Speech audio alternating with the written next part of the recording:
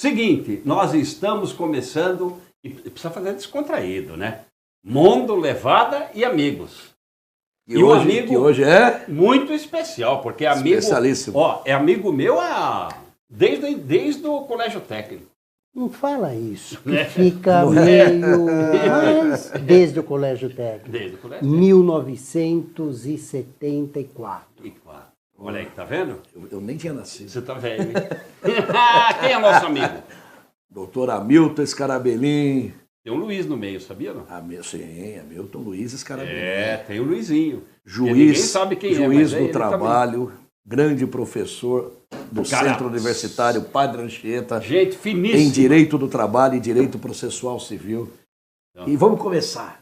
De onde vem a família Scarabellin e Hamilton? Bom, antes de... E muito obrigado pela sua presença, em primeiro lugar. Eu agradeço o convite formulado pelos meus amigos de longa data, Douglas, Dr. Cláudio Levada, meu amigo também de muitos anos, um querido amigo, e aceitei esse convite para conversarmos um pouco, conforme eles me pediram, sobre o direito do trabalho. É um assunto batido, mas diante da reforma que foi recentemente, temos alguns pontos a esclarecer, por assim dizer. E muita polêmica, né? Muita polêmica. Muita coisa que mudou, então, muita coisa ainda sendo discutida. Agradeço o convite, estou aqui muito feliz e respondendo a sua pergunta, Cláudio. Vamos lá. Eu sou de Jundiaí, nasci em Jundiaí. Nasci em Jundiaí há 38 anos. Sim. Ah, sim. 38 sim. anos. Que começou a carreira. Estou... Que bairro você nasceu? Nasci aqui perto, da onde nós estamos hoje, na Vila Ares, Olha aí. na Rua Brasil. No Brasil. Estamos muito próximos e sou daqui mesmo, toda a minha família é daqui. Estudei aqui, sou formado na Faculdade Padre Anchieta, turma de 81. Olha aí. Olha aí. E advoguei durante 10 anos e depois há 25 na magistratura. Então, já Olha estamos... aí. Na faculdade da FADIPA Padre Anchieta, que Padre esse ano completa seus 50 anos. Com muito orgulho. Olha aí. Com muito orgulho e onde eu dou aula há 23 anos. E aí eu nem gosto de lembrar que eu leciono lá há 36. 36. Porque você é bem mais velho que eu, verdade, né? É então, verdade, por conta disso... Embora estejamos mais ou menos acabados igual. Mas eu agradeço mesmo beleza, a presença, essa descontração aqui possível nesse programa. E vamos. Estou à disposição. Olha aí, a Valéria Raíza Prado, que inclusive foi nossa companheira lá do Anchieta, né? Já manda um boa noite.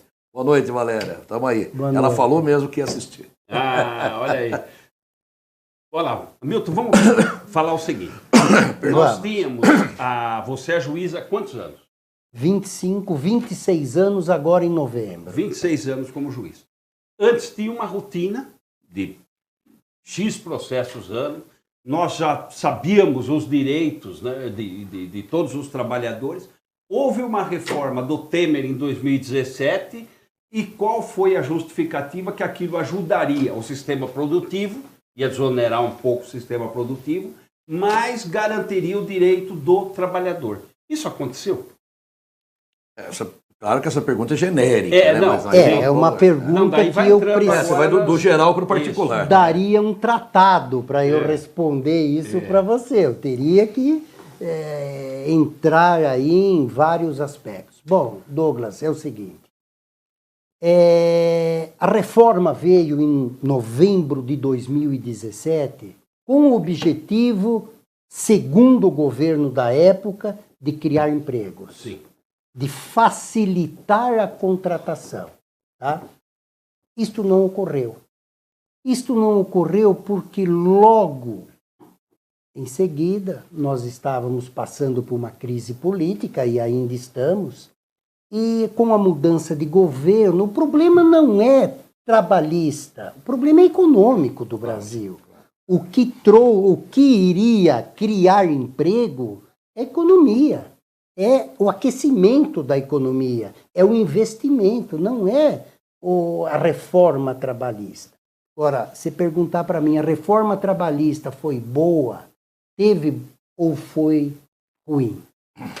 Tem aspectos positivos, do ponto de vista processual, do ponto de vista da justiça do trabalho, Como do assim? ponto de vista da moralização da justiça do trabalho.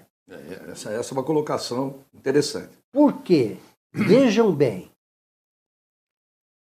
antes da reforma, o trabalhador entrava com uma ação, ele alegava lá qualquer tipo de doença, sem motivo nenhum, entrava com ação, o juiz era obrigado a nomear um médico, um perito, para uma perícia médica. O perito, obviamente, não constatava nada nesse caso. Nesse caso, por exemplo, não tinha nenhum custo para o trabalhador. Nenhuma consequência. Nada, nenhuma consequência. Ele não pagava honorários de advogado, ele não pagava custas processuais, ele não pagava honorários médicos. E chegava-se ao absurdo de os honorários médicos eram pagos pela União. Por mim, nós pelo pagávamos nosso dinheiro, os exatamente. honorários médicos. Então era muito fácil, qualquer um tentar, vamos lá, não vou perder nada mesmo, vamos lá. Fazia 18 pedidos. Só aí que entra outro ponto. Por trás desse pedido vinha mais 20, porque ele não tinha nenhum custo.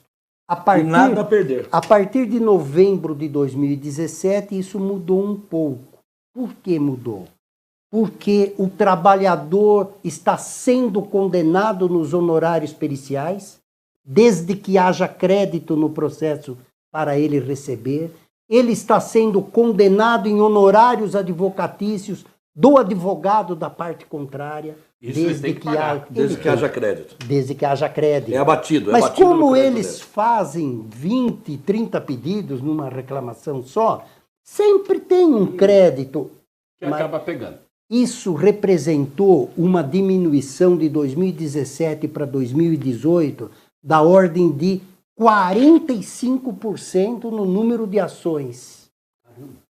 Agora, em 2019, esse número já aumentou um pouco, mas não chega ainda perto do patamar de 2017. Ou seja, Antes da aparentemente reforma. uma seriedade um pouco maior nos pedidos. Um pouco maior. Então, nós temos hoje um número menor, nós temos hoje uma seriedade maior, mas aqui eu sei que você vai me perguntar e eu já vou me antecipar.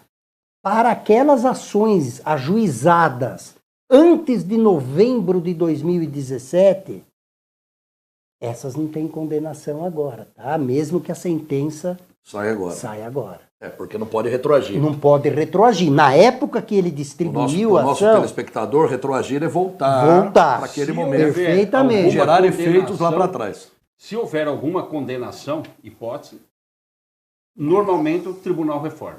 Sim, o tribunal tem reformado todas, e isso Porque tem aconteceu. acontecido. Os juízes têm condenado em primeira instância. O tribunal, onde eu atuei nos últimos 8 anos, desde 2011, atuando em segundo grau, o tribunal tem reformado. Só vale para as ações, é regra processual. Você não atinge o processo que está em andamento. Exato. Você só vai atingir as ações ajuizadas após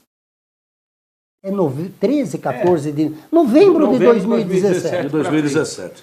Agora, Então isso foi bom. Foi bom, sim, a reforma nesse aspecto do direito. Agora, do direito material. explica o que é o direito material. O direito material é o direito do trabalhador. Horas extras, 13º, fundo de garantia, férias. Veja só, esses direitos garantidos constitucionalmente, nesses não se mexeu. Sim. Óbvio. Nem se pode, e né? nem se poderia mexer. A não ser mexendo com a própria Constituição. Por uma outra, Exato. por uma emenda constitucional. Mas o que se fez? Muitos direitos, durante as últimas décadas, foram criados pelos tribunais, principalmente o Tribunal Superior do Trabalho, com sede em Brasília, que seria a instância final da Justiça do Trabalho, só que esse tribunal criou, durante esses anos, muitos direitos por jurisprudência. Acabou legislando, até de forma indireta. Explicando também para o nosso telespectador, a jurisprudência é justamente a coleção, o conjunto das decisões dos tribunais que acabam formando um entendimento único, né? Exatamente. São julgados reiterados, todos no mesmo sentido, que acaba virando quase que uma lei. Uma lei, entre aspas. Sim. Vamos colocar dessa forma. E aí, esses direitos jurisprudenciais foram retirados com a reforma. Cito um exemplo. As horas de trajeto que o trabalhador ganhava da sua casa até o trabalho. Essas horas que eram pagas pelo empregador como extras, não são mais devidas. Isso tem um nome bonito, né? In itinere. Horas in itinere. No itinerário, ou seja, no itinerário. Você ganhava para ir trabalhar. O acidente já é um outro aspecto. O acidente já entra na lei previdenciária, aí nós vamos entrar. Causal. O acidente ainda, no trajeto, independe de você estar ganhando ou não as horas extras. Aí eu Porque diria, você está à disposição, colocando inclusive sua vida naquele momento à disposição. E o acidente no trabalho ou de trabalho pelo trajeto, aí dá uma outra conotação. Dá um outro dia, você me convida para vir aqui. Para falar só sobre isso. Para falar só sobre isso. Mas eu julguei também bastante acidente, né?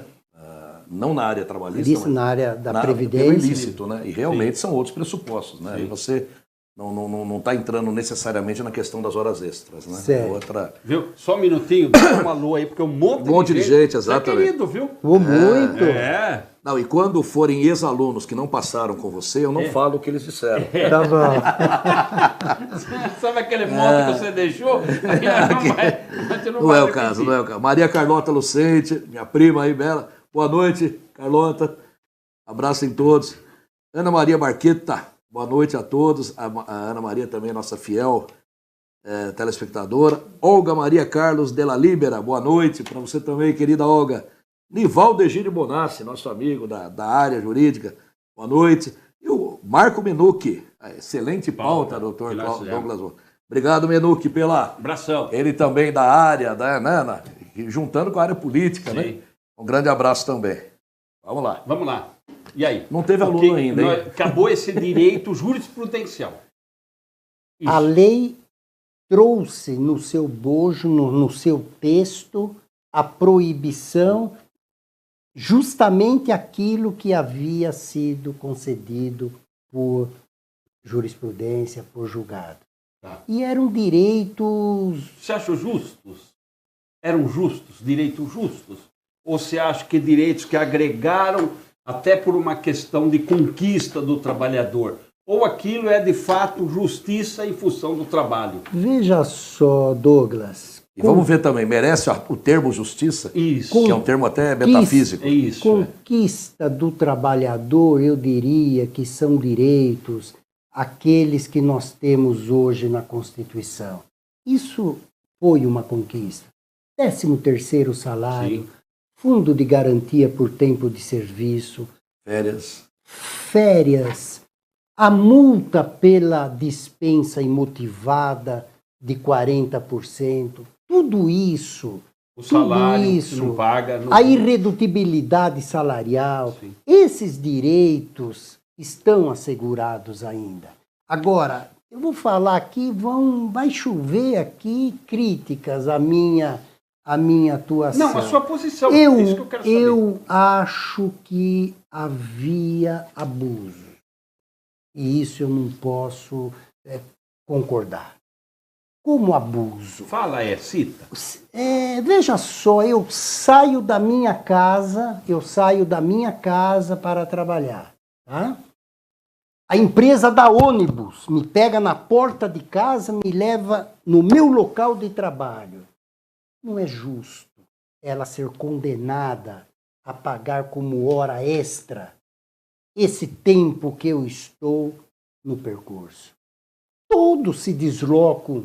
Você, eu. Para a escola, eu vou para TV. Campinas trabalhar, eu vou para a Vara de Jundiaí. E teria que ir de alguma maneira. Né? De alguma maneira, você não nasceu, não mora dentro da empresa. Tá vendo? Não vem mais pedir, que ele pediu pagamento desse deslocamento. Ele pediu. Pela pra TV quê? Japi.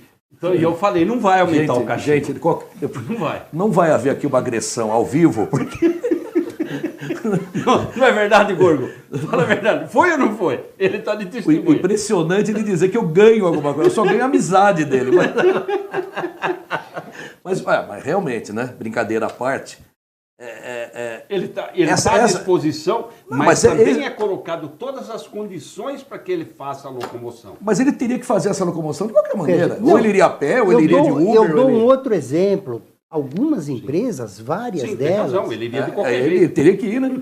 o, Só que ele ini- dormisse lá. o início do trabalho, um exemplo, às 6 da manhã, tá?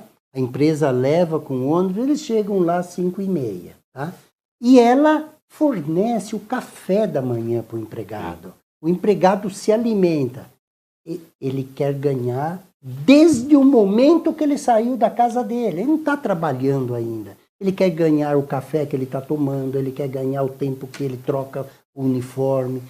Isso pode parecer pouco, mas quando você coloca 1.000, 2.000, 3.000 empregados numa empresa, Faz efeito. tem um custo, Alto. que esse custo vem aonde? Vem na produção. Esse custo vem para o bolso do consumidor. Porque de uma forma o ou de elo outra. final é quem paga. Mas depois tem as negociações que entram, através dos acordos coletivos, entram esse café da manhã, entra o café da tarde, que são conquistas que faz com que esse direito agregue. Sim, sim. Certo? Só para explicar para as pessoas entenderem um pouquinho. Sim. Não, mas você não pode chegar ao ponto, e acho que não vai ser o único exemplo que Sei. o doutor Hamilton vai falar, você não pode chegar ao ponto de, passo a passo, direito por direito, né? Chegar a um ponto que você sufoca de tal maneira O setor produtivo. o setor produtivo que você mata a galinha exatamente. dos ovos de ouro. Você não pode matar. As Você críticas. tem que proteger o trabalhador, mas não pode chegar a esse A ponto. nossa crítica, até porque o Hamilton tem um lado filosófico de entendimento disso, a crítica até é o seguinte, né? Com todos esses custos, né? E não pode só jogar em cima do trabalhador, mas todo esse custo, inclusive, nós estamos ainda com um monte de empresas com linha de produção. Você precisa de 30 empregados para fazer isso aqui.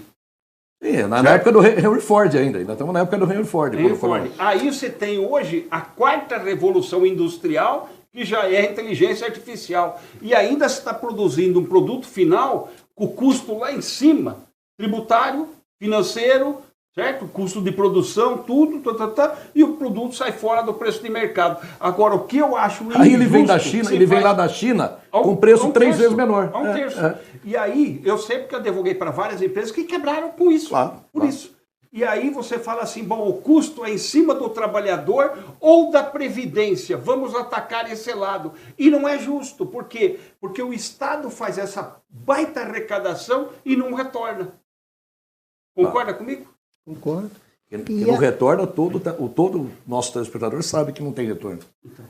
E Não vou nem outro, falar. e outro aspecto da reforma trabalhista é que também tem a ver com o fim da contribuição sindical foi Olha o aí. enfraquecimento do sindicalismo no Brasil. Quando, pela reforma, se privilegiou Negociado sobre o legislado. sobre o legislado. Explica isso, por favor. As empresas negociam com os sindicatos ou por uma convenção coletiva, que é um acordo entre sindicatos, sindicato dos patrões, sindicato dos empregados, convenção coletiva. ou um acordo coletivo, quando o sindicato negocia com uma determinada empresa, só uma empresa, ou duas, ou três, mas não toda a categoria. E esses direitos conquistados, esses direitos dos trabalhadores previstos nessas normas coletivas, devem ser preservados. E que são só foram negociados. Foram negociados. E que são, só para citar exemplo, os cafés da manhã, da tarde. Mas isso vai variar, isso varia. Cesta básica. Cesta básica, tem vários direitos. Varia de grandes empresas, é pagamento, inclusive, de plano de saúde, até para dependente. O PLR, isso é muito importante. Isso é muito importante. O PLR, que é o negociado. PLR, gente, é a participação nos lucros e resultados. Isso é previsto em lei. Isso é previsto em lei. Sim. Eles negociam apenas o valor, o percentual. Eu tenho julgado isso na previdência privada, mas aí não cabe.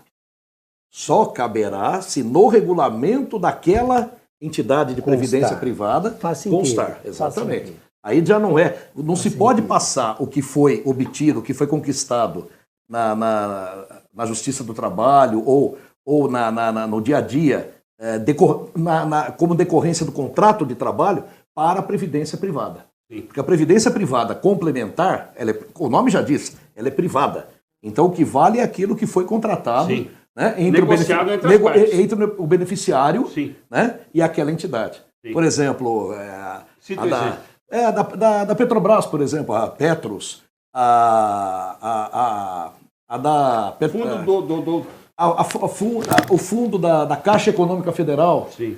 Todas essas empresas têm seus benefícios privados. Sim. Né? E o que deve valer é aquilo que foi negociado. Sim. Mas foi só uma parte, né? Sim, e interessante. E voltando ao início da sua pergunta, Douglas,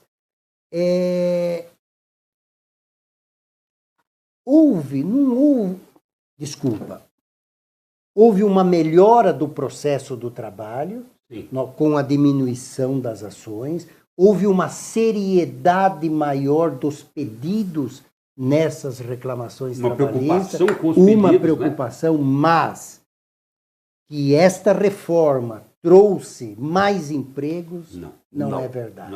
Isso não se traduziu em maiores empregos. Em hipótese alguma. Eu diria que a escalada da diminuição dos postos de trabalho com carteira assinada diminuíram muito.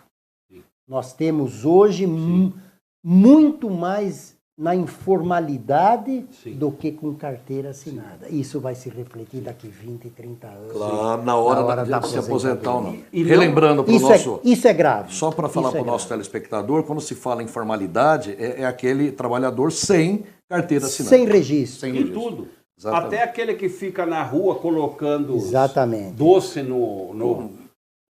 ali no retrovisor, está na informalidade. Por quê? E esse número não cai nos 13 milhões de desempregados. Esses que já não procuram mais emprego, já deve estar nos seus 40 milhões de pessoas. Você concorda? Acho difícil você falar 40 ou 30. Sim, não. Mas eles não entram nos 13, isso é verdade. Porque já foi citado como esse número. Nós temos, sim, milhões de pessoas desempregadas. Agora, quantos eu acho que é um pouco difícil a gente... Acho que nem o governo consegue... Mas é um viés ideológico, né? É sempre um viés ideológico. Aqui nós temos a Rosângela Chaves de Barros, boa noite. Meu irmão Rogério Levada, excelente entrevista. Vamos subir, hein? Paulista vai subir. Está aqui um grande colaborador do Paulista, hein?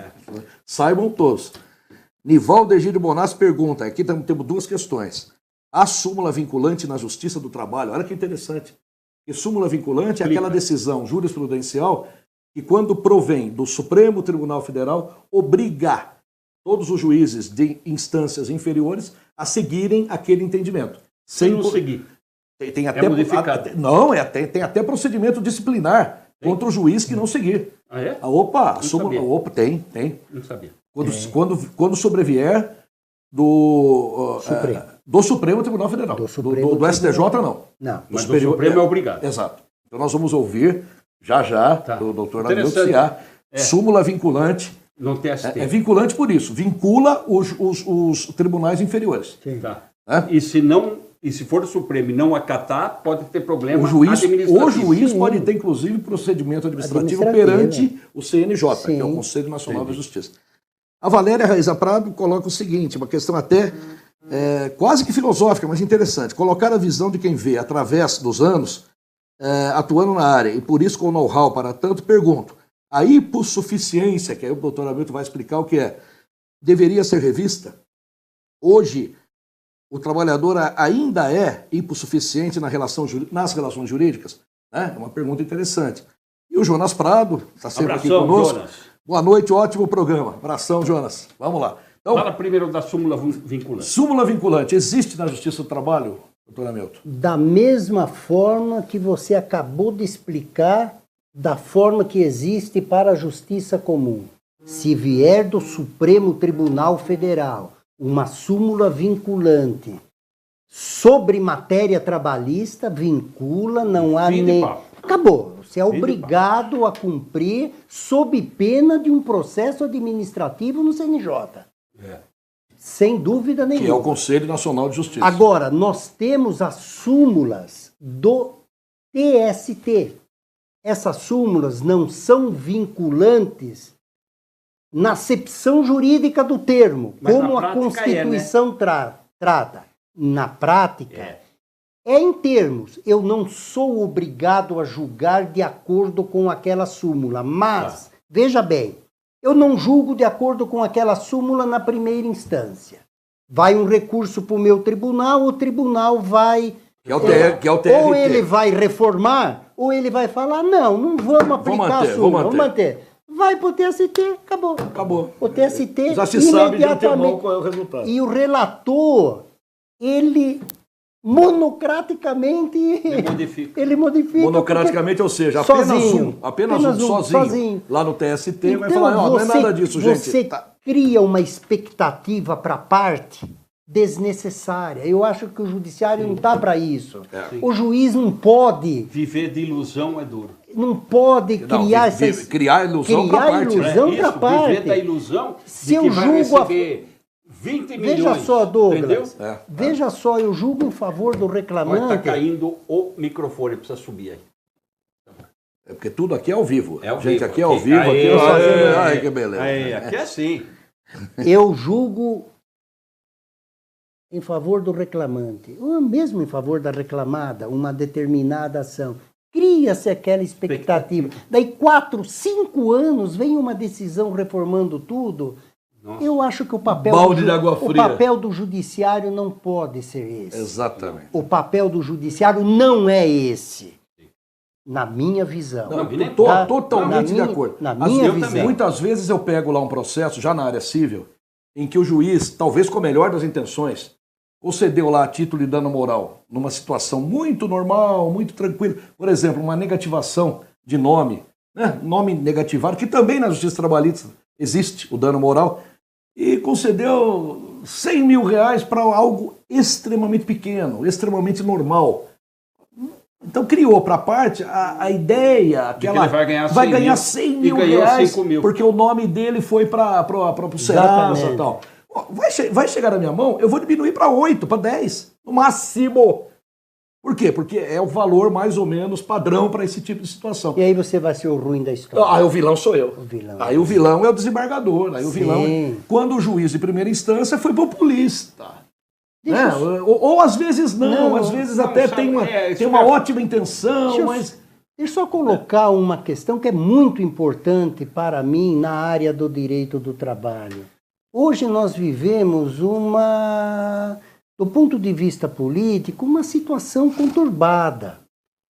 Uma polarização muito grande, direita, esquerda, se fala muito nisso. Clima de fla-flu. Como eu vejo hoje, e principalmente na Justiça do Trabalho, também nas demais justiças, mas eu acho que especialmente o juiz não pode ter ideologia. Jamais, o juiz tem que julgar de acordo com a lei. nós juramos cumprir a Constituição e as leis. É isso, nós não estamos aqui para aplicar princípios. E aí entra no outro aspecto. Juiz não é político. Juiz não é político e não pode ser. Não pode ser. E aí entra no outro aspecto do hipossuficiente. Juiz não está para proteger trabalhador. Se tiver proteção, tem que vir da lei, não do juiz. O juiz aplica. Não está para proteger nem o trabalhador nem a empresa. O que os nossos congressistas, o que os nossos deputados e senadores criarem. Cabem a eles, se acharem conveniente, proteger o trabalhador.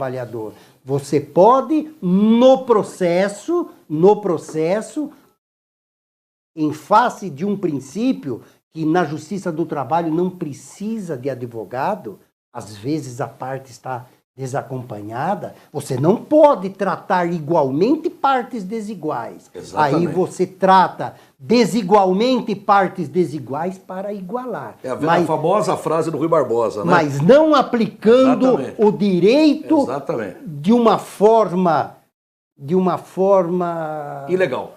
Fora da lei, fora da lei. De uma forma, uma visão deturpada. Forçada. Não, de jeito nenhum. Agora ou você é juiz, ou você não. Ou então vai ser advogado ou Ministério Público. Não, porque a proteção. Então, peraí, que agora é para vocês dois que são da área de julgar. É. E aí, o Congresso não faz a parte dele. Não legisla. Não legisla, aí o povo tem que votar em pessoas. Tem que mudar. Vem o judiciário, aí entra. Acontece isso diariamente. Aí vem o Supremo e faz o que está fazendo. Isso. E aí?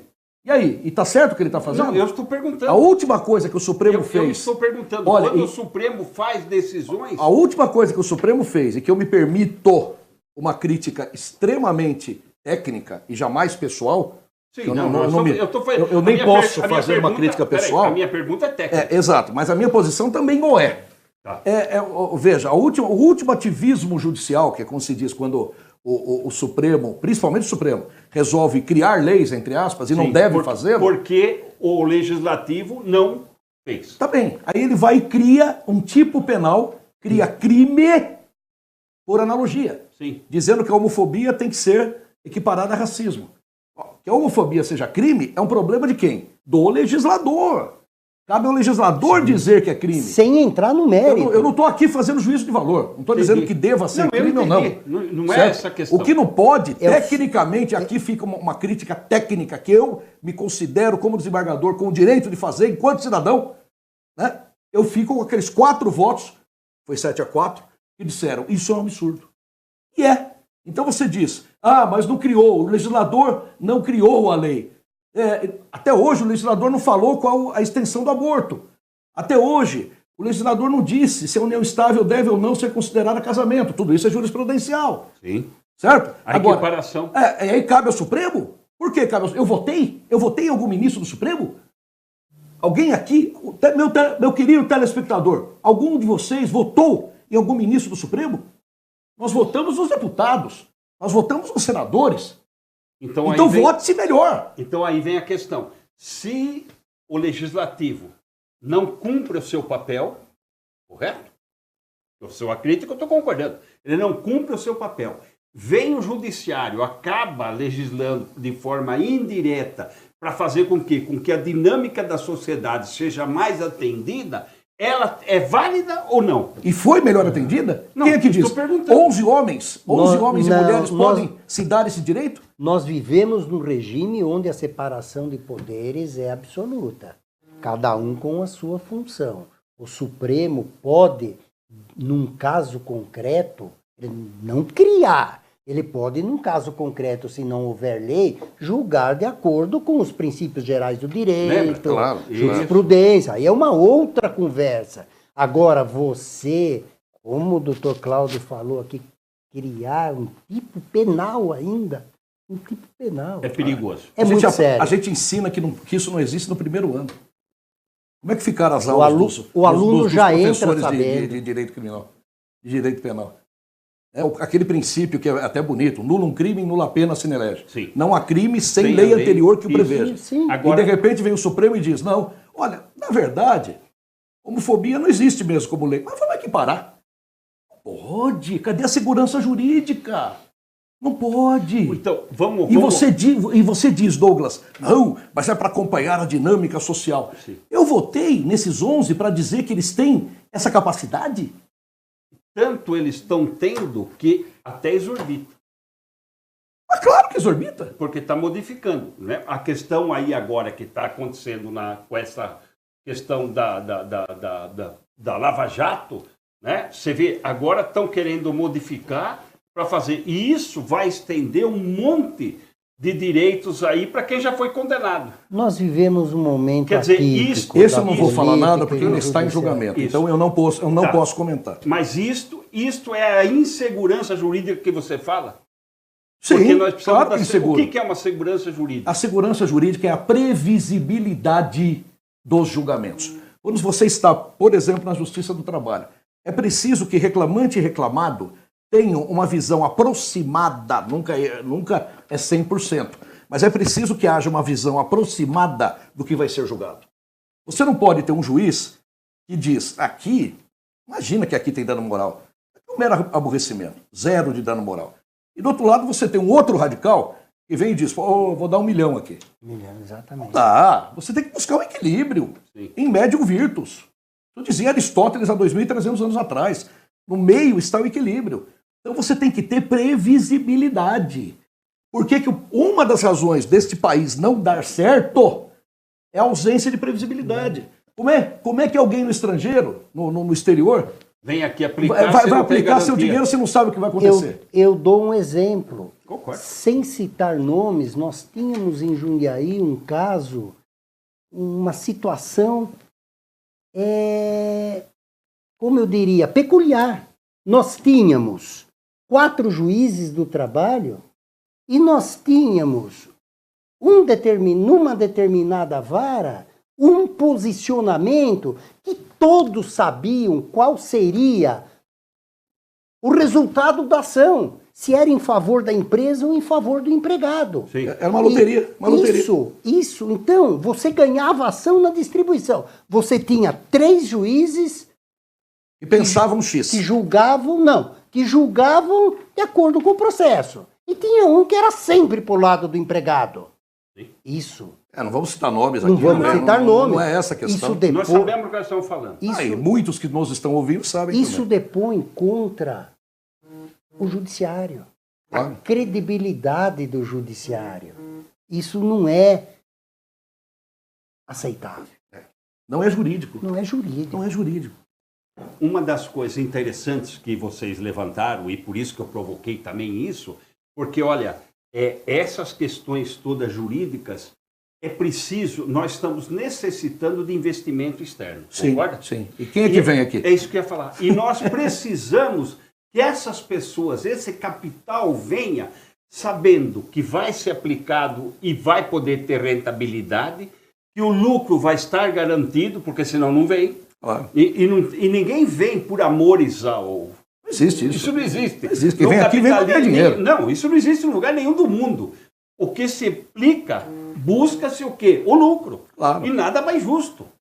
E é evidente que tem que haver a proteção ao trabalhador. Lógico, mas dos sem- dois lados. Dos dois lados. Dos dois lados. Porque se houver só de um lado, o que acontece? Desequilibra A balança. a balança e não sobrevive. Correto? Correto. Né? E agora com esta outra reforma que veio Isso, agora, aí é uma boa colocação. mini reforma agora do Bolsonaro. Essa mini reforma. Então, antes dela, vou lá, esse é o próximo capítulo. Temos aqui, com sua licença, doutor Hamilton, a Roberta Colucci, excelente entrevista. O André Luiz Vilela Matos fala aqui um elogio para mim, que muito obrigado, a gente é uma questão a ser conversado. Jonas Prado diz que virou meu fã. Obrigado, tá vendo? É o mesmo posicionamento do doutor Hamilton. É o que tem cagaço de fazer você com barriga, viu? Né? Só para você saber. O que é? O Jonas, é o que tem Mas cagaço de não fazer você com barriga. Ele é um grande artista e eu estou muito bem aqui. Jonão, olha aí, ó. Ele também é seu fã. Jonas, obrigado. Obrigado.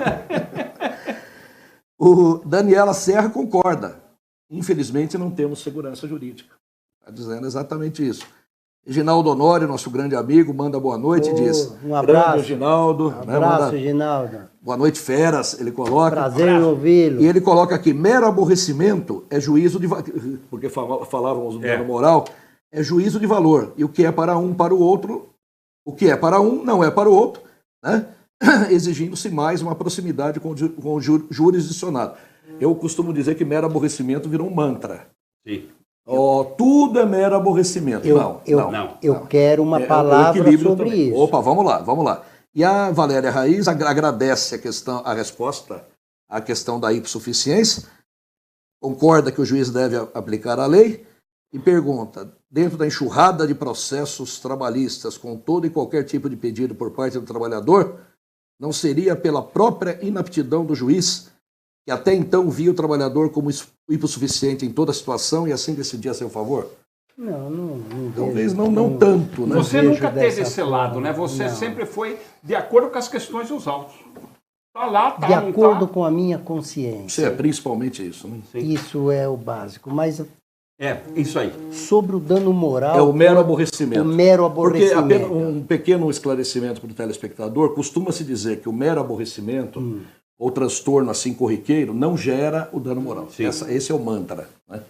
Com todo respeito, o trabalhador pode até se ofender com o que eu vou falar, mas o trabalhador brasileiro hoje está com uma sensibilidade à flor da pele. Qualquer coisa é motivo para dano moral. Se você escrever numa agenda na sua casa, olha... Por exemplo, eu vou dar um exemplo... Fictício, mas... sem citar nomes. O pior é que é verdadeiro, gente. É uma coisa interessante. Uma pessoa escreve na agenda da sua casa o seguinte: preciso pagar a surda. Surda era a doméstica dele. Só que ela era surda, mas não era cega. Ela foi na agenda, viu, olhou aquilo, se ofendeu e entrou com uma ação por danos morais contra. Tem grande chance de ganhar. E tem grande chance de ganhar diante absurdo. Como é essa justiça? Desta forma, como vê o trabalhador. É complicado. É caso de dano moral ou é uma sensibilidade exacerbada? Eu tenho julgado sanduíche ou qualquer produto com larva, com mosca. Sim. Mas você não ingeriu. Você foi lá, comprou alguma coisa no supermercado. Isso. E abriu, meu Deus, tem uma mosca. E pede dano moral. Eu que trabalhei muito... Sem ter ingerido a mosca. Eu trabalhei em empresas, eu conheço o que se chama chão da fábrica, que são os trabalhadores mais da produção. Sim. E o tratamento entre eles é um tratamento diferenciado. Eles se tratam por apelidos. Sim. Eles se tratam de uma forma que informal. pode até nos chocar para quem não está acostumado. Mas hoje, se você chegar para um trabalhador e falar: ô Zé, você é um vagabundo, hein? Pô, acabou. É dano moral. Assédio moral. É uma coisa. Ô, você não está trabalhando, faça isso direito. Assédio moral. Vira as costas, vai embora e já propõe ação. Como fala um amigo meu juiz, dano moral hoje é a batata frita. Acompanha qualquer prato. Acompanha qualquer prato. Se você pedir horas extras, tem o dano moral porque você trabalhou muito além do devido, não teve convívio social e aí vem a jurisprudência e fala dano existencial. Esse tipo de direito criado pela jurisprudência é que depõe contra a justiça do trabalho. Quando foi ele, muitas vezes, não sempre, mas muitas vezes foi o próprio trabalhador quem pediu aquela Pediu porque ele precisava.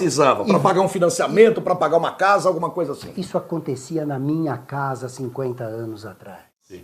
Então, é testemunho próprio. Deixa Dano existencial é forçar muito. É forçar demais. Eu vou até contar um caso também. Dano existencial porque trabalhou 2 horas extras a mais por dia. E isso foi subtraído da família. E isso ele não pôde, teve lazer com a família. Exatamente. Aí, num dos processos, eu perguntei na sentença, pelo desenrolar da coisa, ele ia ficar no bar bebendo. naquele caso específico que eu julguei, porque eu tinha a prova para falar isso. Então, gente, é demais, né? É demais. Aqui nós temos uma questão, inclusive, que é de acordo com o que está sendo falado. Primeiro que o Guaraci Alvarenga diz que está assistindo. Um grande abraço, Guaraci, nosso grande orador. Regis Donati, grande Regis. Doutor Cláudio, Douglas, doutor Cláudio, doutor Hamilton, uma mesa de muito respeito, está aprendendo muito. Esse é o nosso grande Regis da Tico, né? A maior bike de Jundiaí. Eu sou do tempo que falava magrela, hein? Magrela. Você também, Hamilton, magrela. Magrela. O negócio de bike é novo. Magrela. Mas nem o Regis, nem eu sou. E o Regis que eu lembro era o famoso jogador de futebol. Jogador de futebol. De salão também. Exatamente. Isso. Jogou muito. O Regis, fala-se que jogou muito. Ele não vai falar, mas ele tem a minha idade. Ele tem a sua idade. É meu contemporâneo. Perto de 80? Falta pouco. Falta pouco.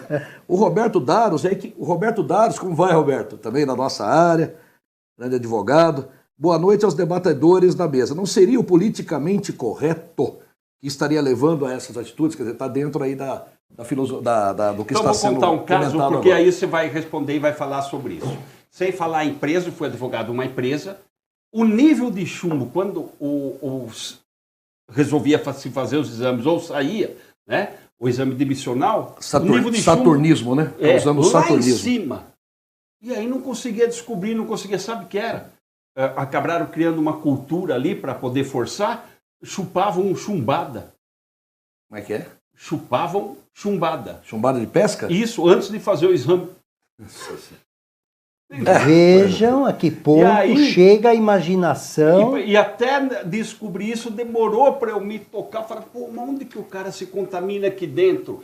Foi feito um laudo, contratamos gente para fazer laudo, tudo e não descobria. No fim, o cara chupava chumbada. Mas isso é um advogado fantástico, né? Que mandava fazer isso. É da cabeça do trabalhador, não sairia algo tão brilhante. Alguém, eu não vou falar nomes, mas alguém orientava. Sim. Quer dizer, aí é difícil, né? Aí é difícil. O Sereno Klaus pergunta, doutor Hamilton, e o curso pós-reforma? Pode fazer a propaganda. É lá no Anchieta mesmo? Vai ser no Anchieta mesmo. Nós temos... Quando? Nós temos agora para a segunda quinzena de novembro, nós temos um curso aí de 2 sábados, e eu e o Dr. Paulo Eduardo, que também é professor do Anchieta, também juiz do trabalho, professor titular da USP. E excelente nós vamos dar um curso, nós vamos bater um papo sobre a reforma, sobre algumas novidades, e vai ser no Anchieta mesmo, inclusive já está esquemático com o doutor Norberto, ainda não está tudo certo ainda, porque ele não está sabendo.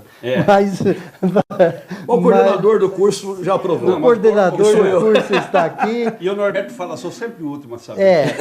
E nós vamos, provavelmente... Eu já vi hoje uma amostra do outdoorzinho, não outdoor, o banner. Bonito, tá bonito. Mas será divulgado a partir da próxima semana, já teremos alguma coisa no mercado. E vamos aberto a advogados, estudantes? Sim, estudantes. Em geral, quem queira também. Mas para quem atua, esse curso é mais voltado para o profissional. Sim. Para o profissional, RH, esse curso específico, não. Para RH, não.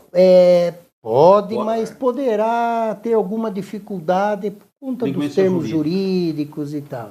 Mas alunos dos últimos anos, advogados... O Sereno Klaus fala, já dá para fazer inscrição? Ainda não, né? Ainda não. Vamos divulgar agora. E a gente divulga aqui também. Isso, né? Nós divulgamos. Fala um pouco, o que vai ter lá no Hotel Ibis? Você tem aí a imagem? Hein, Glauco? Ibis. Aí, ó lá. Olha, o que é? Larry Bell. Olha lá. Big Chico Band. O Big Chico de Jundiaí. De Jundiaí, com o Larry Bell, um grande nome. Grande nome do jazz. Né, no Hotel Ibis de Jundiaí, né, chamado Hotel Ibis Jundiaí Shopping. É do lado, né, do Jundiaí Shopping. Às 20 horas, dia 15/10. Olha lá. 15 é terça-feira? Terça-feira, a partir das 20 horas. E quem for lá já comprar o primeiro lote lá, A 30 já reais. tá a 30 reais. Ô, mas escuta, é uma grande. É um show, hein? É um show. Showzaço, hein? Muito bom. Showzaço. E o Loribel aí, o Dr. Jazz, o Dr. Armando, já apresentou várias vezes. Sem saber que ele viria aqui para Jundiaí. O gaitista, programa nosso aqui o gaitista era o pai dele. Ah, era o pai dele. O pai dele, que morreu velhinho agora e tal. E aí ele vem fazer o show agora com o Big Chico, que o Big Chico é gaitista. Que bonito. Que bonito. Inclusive, hoje é aniversário desse cantor aí de blues. Ah, é? Aniversário do Loribel. Olha aí, que legal. Fica então, aí, ele está assistindo a gente. Olha aí. Ó, e a Olha que legal. E a Cristiane Silva Panis, a Aidar Silva Panis, fala que o curso é imperdível. A grande Cristiane, tá vendo? Tá nos assistindo e falando, né? E ele Olha aí. vai dar uma entrevista pela Japá International. Nossa Senhora. Tava indo tão bem, na hora de tirar 10 faz isso. Agora tá indo tão bem. Na hora de tirar 10, desculpem. Desculpe. Agora, um detalhe que eu acho importante, estou vendo aqui o nosso horário, mas ainda dá. Vamos lá. Essa questão da suposta diminuição dos direitos do trabalhador. Quer dizer, dando aparentemente uma amplitude maior de negociação, né, de contratação. Tem funcionado? Tem havido abusos? Quer dizer, as empresas têm abusado dessa possibilidade maior, dessa flexibilidade maior na contratação? Você quer um exemplo? Não vou falar o nome da empresa, aqui encostado, em Valinhos, mandou todo mundo embora e terceirizou. Bom, a um custo. Aí bom, é esse é um uma exemplo, outra, esse é um isso exemplo. daria uma horinha. programa. pra Uma horinha a gente, mais de uma programa. horinha a mais de programa. Mas Veja vamos Que lá. é bem. atividade fim, não atividade meio. Atividade Antes podia fim, é. atividade meio. Mas Agora foi isso pode que atividade fim. é exatamente isso Explica que isso, você amigo. está querendo. Eu acho que A seria... parte da terceirização, Bom, ou a já parte, que ele falou ou isso- a parte da negociação envolvendo sindicato. Bom, esse seria um aspecto. Agora, já que ele tocou nesse assunto, É. você explicaria, doutora A Milton, terceirização. o que é atividade fim, atividade meio para o nosso... Essa Sim, terceirização. é a possibilidade de você pegar determinados setores da sua empresa e você terceirizar. Quer dizer, você contrata, por exemplo, você contrata uma empresa de vigilância para cuidar da segurança da empresa, da portaria, Isso é enfim, atividade meio. Isso é atividade meio. Não é a finalidade da Vamos empresa. admitir, é uma empresa que produz massa de tomate e você contrata para a segurança e para a limpeza. Você contrata duas empresas distintas, ou até mesmo uma só, que vai fazer esse serviço. Isso sempre existiu. Esses empregados serão contratados por essa empresa com a qual você mantém um contrato de natureza civil. Tá? Aí é uma outra história. Agora, você não pode, por exemplo, uma montadora de automóvel terceirizar a parte da pintura desse automóvel. Aí Porque faz parte. faz parte do Da atividade todo. fim. É a atividade fim da empresa. Aí você não pode terceirizar. Hoje temos uma lei aprovada recentemente que dá uma margem maior à terceirização. Antes era bem restrito, até que não havia lei. Era aí que entra. É a súmula do TST que regulava essa matéria. Hoje tem a lei. A lei ainda não... Está meio confuso, né?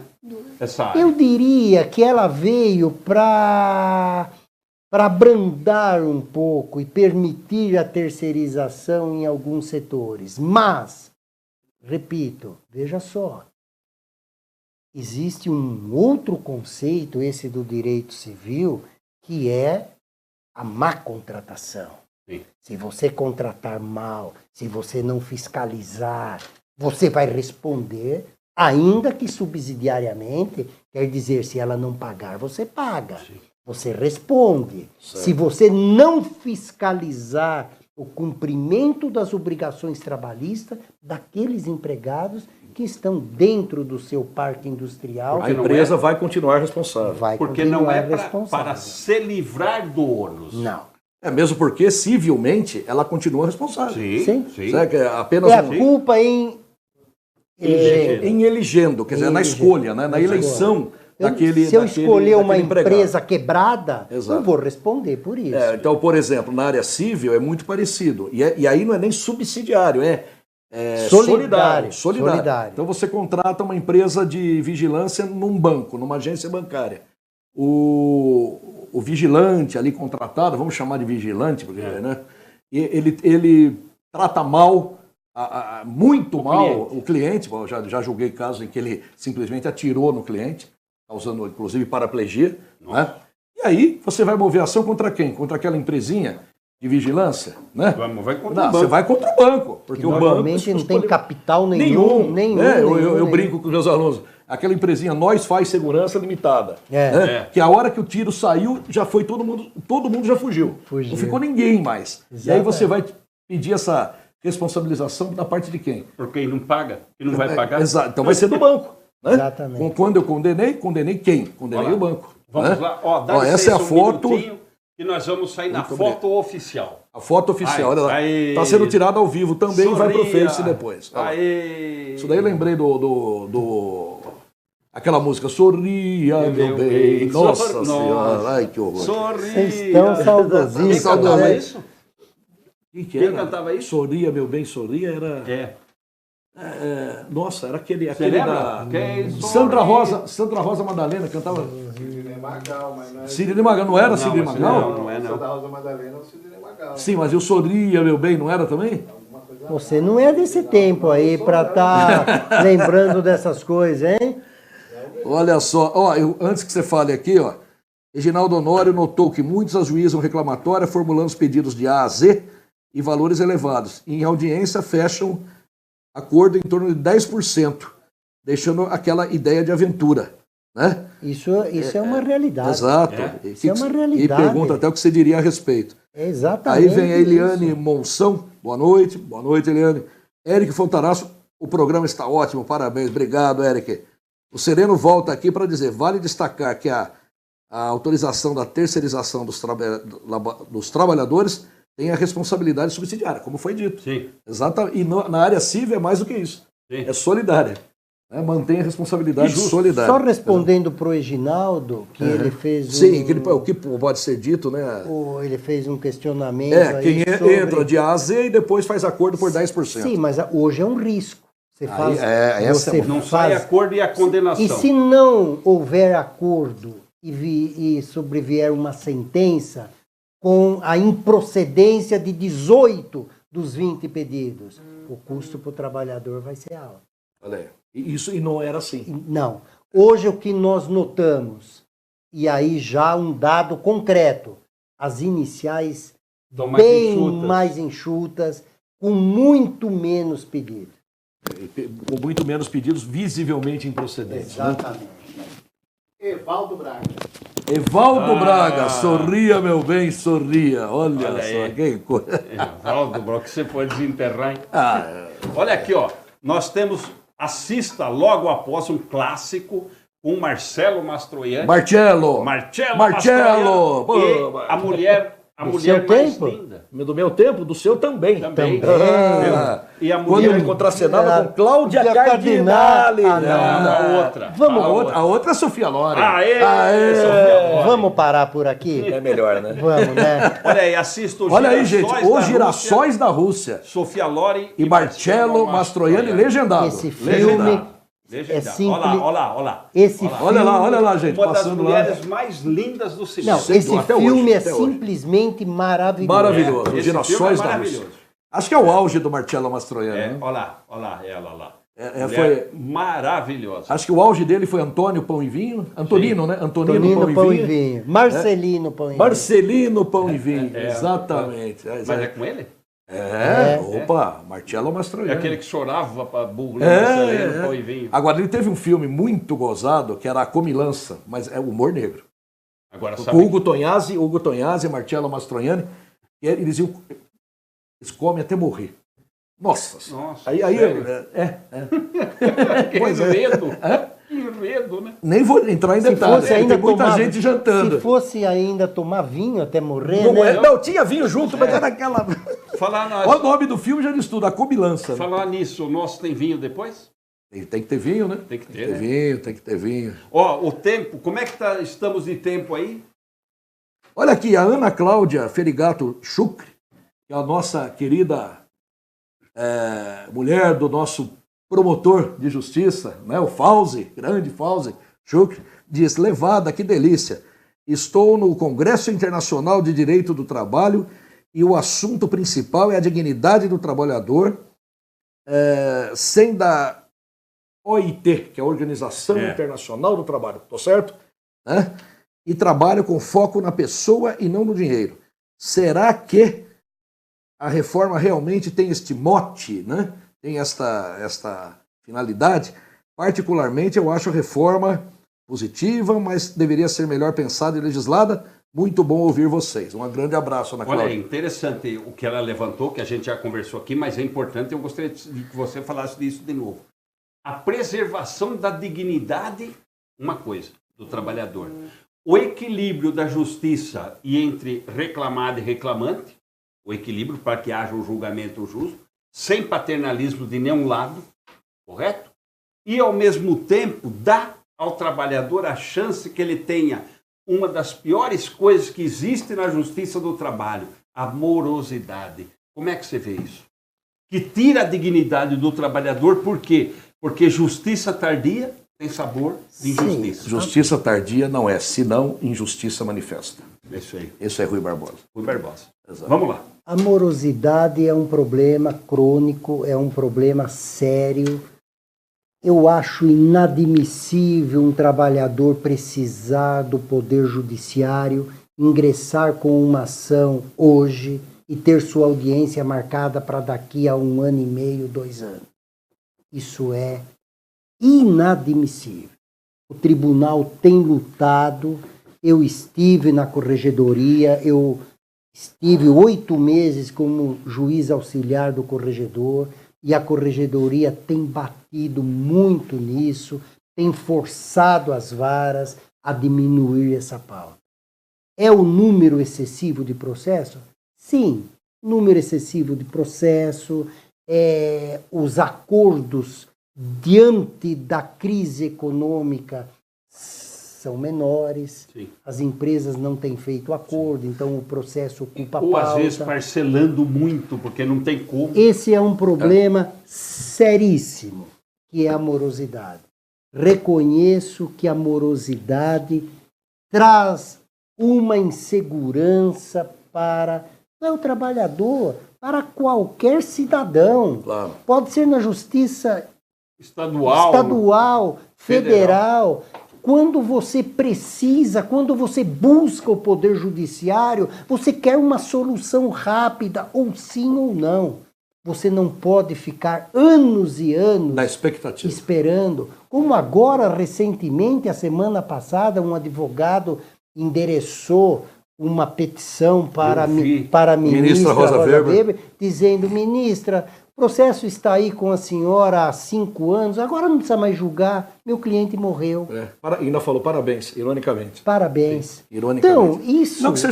Não que seja culpa dela, culpa de todo o sistema, de toda uma... Não é. Mas não é justiça. Mas é culpa de todos, né? De todos nós que fazemos parte, que integramos a máquina judiciária. Alguma coisa precisa ser feita. Não sei o que ainda, mas do jeito que está, com essa morosidade, traz sim ao trabalhador uma insegurança e isso não é aceitável. Não contribui para a paz social. Não. Porque uma das definições do Poder Judiciário, da finalidade do é Judiciário, resolver o conflito. Exato, resolver e trazer a paz social. Exatamente, e essa resolução do conflito passa por uma solução rápida, não uma solução demorada, anos e anos. Que não é solução. Não é solução. Ó, está passando o nosso horário.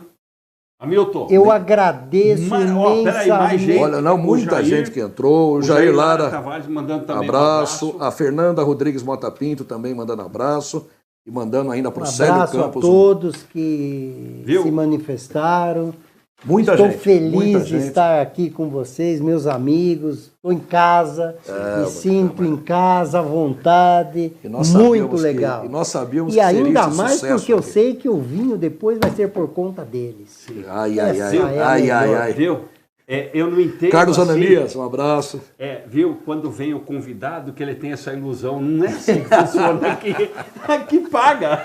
Não, quando o convidado não faz parte do nosso cotidiano, Sim. nós ainda podemos fazê-lo. Mas ele faz parte Faz parte, do nosso então cotidiano. vai fazer o Vai rachado. dividir por 3.